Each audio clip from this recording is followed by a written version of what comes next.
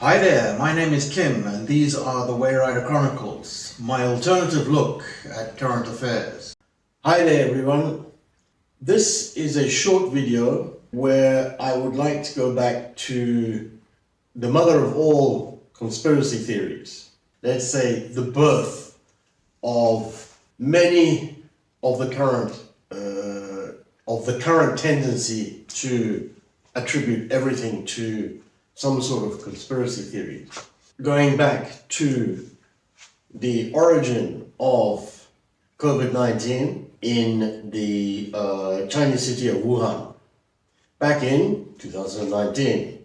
That's where it all started. Something I was thinking about, or I've been thinking about for a while, that unfortunately, as we all know, the original reports from Wuhan that started to come out, notably via a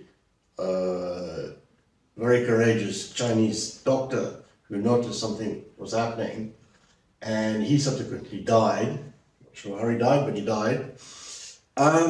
These were covered up. It's an instinctive reaction of a totalitarian regime to cover up anything that puts the state in a bad light. In this sense, the state would have been put in a bad, been shown to be not competent because they had let this virus get out of control. That's, be it as it's may, that is a totalitarian regime. It's not a given that other countries would have attempted to try and fudge this type of incident. Other democratic countries would have tried to have fudged it perhaps in different ways.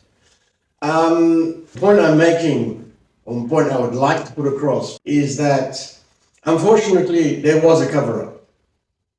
And this cover-up got worse in the sense that the World Health Organization attempted, plus other, obviously, the Americans and everybody else attempted to, and the Europeans attempted to get data from the Chinese to try and work out what was going on so they could effectively start to think about putting together a vaccine.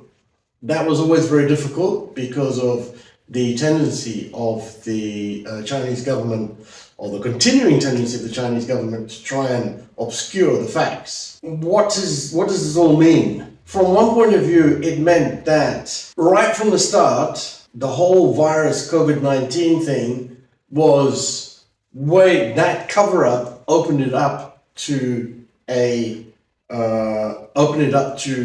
number of conspiracy theories, official, non-official, lunatic fringe, of which there were many, the whole spectrum. And my premises is that because there was an initial cover-up by the Chinese government at the time, this gave birth to an exaggerated number of conspiracy theories that actually fed on themselves, to the extent that we went from the sublime, that whatever, we went to the ridiculous, which was that the vaccines being produced, the mRNA vaccines that were eventually produced, have got microchips in and they're following us around, and that still carries on.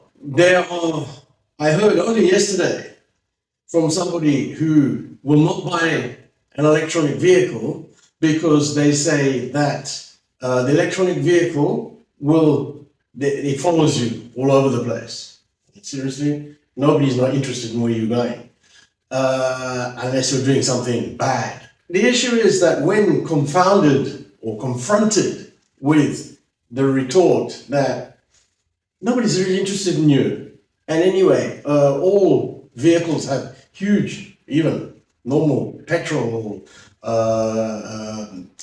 diesel vehicles have a huge amount of electronics, and it doesn't matter if they're electronic or if the actual drivetrain is electronic. They've got electronics in which can follow you around anyway. The point is that when confronted with, or put in front of this thing that no, they're not really interested in what you're doing.